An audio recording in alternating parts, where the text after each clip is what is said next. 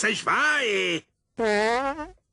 No fuj, to je hnus. No, přemohl jsem tě, ale počkat, je tam ještě jeden, máš zapalovač?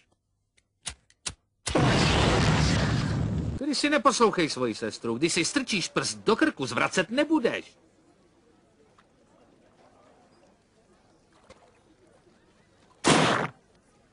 Pítre, jsi v pořádku? Pítre, sedíš si na uších? Zabouchl se do učitelky. Oj, hnus! Víte, co ještě je hnus? A hrome praskla mi cévka. Vědci potvrdili, že pokud máte ruku větší než tvář, máte rakovinu. Chytla se, ale to vlastně není. Dobrou, Jimmy Bobe. Dobrou, Mary Ellen. Dobrou, tati. Dobrou, Jimmy Bobe, dobrou, Elizabeth. Dobrou, tati. Dobrou, mami. Dobrou, Elizabeth. Dobrou, Johnny. Dobrou, Johnny. Johnny? Kruci, tady si ho člověk nemůže ani vyhodit. Proboha! Joe, pro Krista pána, co se stalo? Právě jsi mě přejel, ty vole. Nevím, kde jsi to monstrum splašil, ale zabavuju ti ho. Vypadáš jako vymačkaná zubní pasta.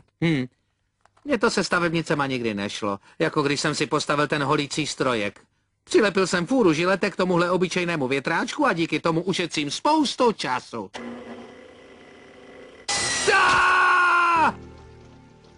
Hele, Lois, koukni na mě, já mám laktační psychózu. Jsem ze všeho tak smutný. Ty jeden parchante, to je tedy blbá sran. Mohl bys ruce položit sem? Budu klidnější. Jasně, kámo. Možná se ti zrovna nechce, ale když si cucneš pivka, to jenom proteče. Výborně. A můžem vyhulit travku a čučet na péčko. Jo? Matka učí na piano. To bych zcela jistě zvládl. Dobře, zkus to znovu, Richarde, a pamatuj, že špatné klávesy jsou pod proudem. Já nechci hrát na piano! Skutku, hrál bys raději na fagot? Tak skoč do deky důvěry. Jo, věř nám, skoč, máme tě rádi, my tě chytíme. No tak, teď já. Takže dámy, začnu s trojitým Salchovem Grega Luganise a pak přijde piruetka Marilu Retonový.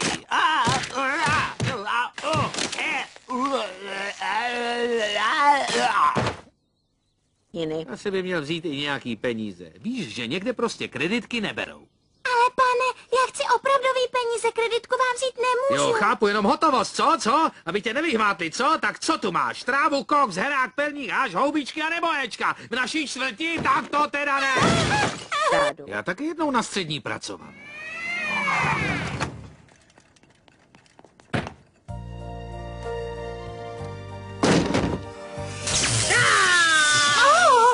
Bude to 27,50. Pane bože, vždyť já létám! Já si dám dietní Sprite.